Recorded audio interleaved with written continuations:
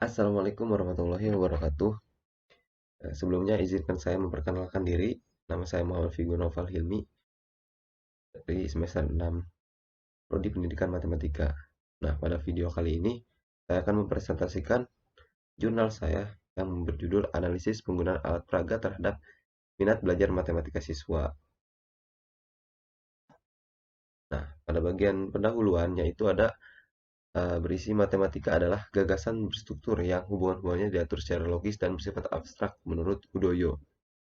Nah, kenapa matematika dikatakan abstrak? Itu karena objek atau simbol matematika yang jarang ditemui pada kehidupan sehari-hari. Nah, dalam hal ini dibutuhkan model atau alat yang digunakan pada saat pelajaran untuk mengurangi keabstrakan matematika itu sendiri, yaitu media pembelajaran dan alat peraga. Nah, alat peraga itu merupakan alat bantu mengajar yang digunakan sebagai sarana komunikasi untuk menyampaikan konsep yang diberikan oleh guru. Nah, dalam pembelajaran matematika, penggunaan alat peraga juga dapat meningkatkan minat belajar siswa. Nah, pada metode penelitian jurnal ini itu menggunakan metode kuantitatif deskriptif, di mana sampel penelitian ini adalah siswa SMP dan SMA yang berjumlah 15 siswa, dan tujuannya yaitu untuk melihat sejauh mana kegunaan alat peraga dalam meningkatkan minat belajar matematika siswa. Nah, instrumen penelitian yang saya gunakan adalah angket skala penggunaan alat peraga. Di sini ada teknik analisa dari jurnal ini. Yang pertama itu ada analisis regresi linear sederhana, yang kedua ada koefisien korelasi, dan yang ketiga ada uji T. Nah, di sini ada pertanyaan kuesionernya yang saya bagi jadi dua untuk mengetahui variabel X dan variabel Y. Nah, di sini ada hasil jawaban kuesioner. Pertama itu analisis regresi linear sederhana. Jadi berdasarkan hasil penghitungan analisis regresi di atas, dapat disimpulkan bahwa terdapat pengaruh positif antara penggunaan alat peraga terhadap minat belajar siswa. Artinya, jika penggunaan alat peraga diaplikasikan dengan sangat baik, maka akan tumbuh minat belajar yang sangat tinggi. Selanjutnya itu analisis koefisien korelasi.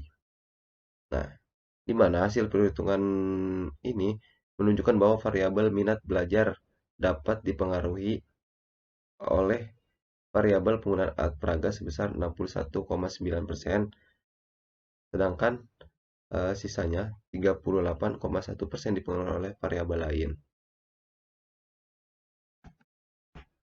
Nah, ini menurut uji T itu eh, jadi menyimpulkan bahwa T hitung sebesar 4,596 lebih besar dari T tabel yang bernilai 0,514. Nah, hasil tersebut menunjukkan bahwa H0 ditolak dan H1 diterima. Artinya, terdapat pengaruh penggunaan alat peraga terhadap minat belajar matematika siswa. Nah, di sini eh, kesimpulan yang berdasarkan uraian-uraian tersebut dan data yang diperoleh dari hasil analisis, maka dapat ditarik kesimpulan sebagai berikut. Yang pertama, berdasarkan hasil rata-rata skor jawaban siswa per item yang bersifat positif menjawab ragu-ragu sampai setuju.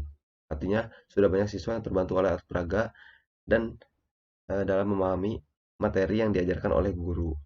Namun, masih ada beberapa siswa yang masih belum terasa dampak yang diberikan oleh alat peraga tersebut. Sementara, hasil rata-rata skor jawaban siswa per item pertanyaan yang bersifat negatif menjawab ragu-ragu, artinya penggunaan alat peraga bagi beberapa siswa masih belum terasa. Nah, yang kedua itu berdasarkan hasil analisis regresi dengan nilai konstanta sebesar 3,346 dan nilai koefisien regresi sebesar 0,334, maka dapat disimpulkan terdapat pengaruh positif antara penggunaan alat peraga terhadap minat belajar siswa. Dan jika penggunaan alat peraga diaplikasikan dengan sangat baik, maka akan tumbuh minat belajar siswa yang sangat tinggi. Yang ketiga, berdasarkan hasil perhitungan nilai koefisien korelasi sebesar 0,787, terdapat hubungan yang kuat antara variabel penggunaan alat peraga dengan variabel minat belajar. Nah, yang keempat atau terakhir, berdasarkan hasil perhitungan uji T, diperoleh nilai T hitung 4,596 lebih besar dari nilai T tabel yang menilai 0,514. Artinya terdapat pengaruh penggunaan alat peraga terhadap minat belajar matematika siswa. Sedangkan hasil perhitungan nilai koefisien determinasi menunjukkan bahwa variabel minat belajar dapat dijelaskan oleh variabel penggunaan alat peraga sebesar 61,9%. Sedangkan sisanya 38,1% dijelaskan oleh variabel lain yang tidak diteliti pada penelitian ini. Nah, mungkin cukup sekian presentasi dari jurnal saya. Kurang dan lebihnya mohon maaf. Wassalamualaikum warahmatullahi wabarakatuh.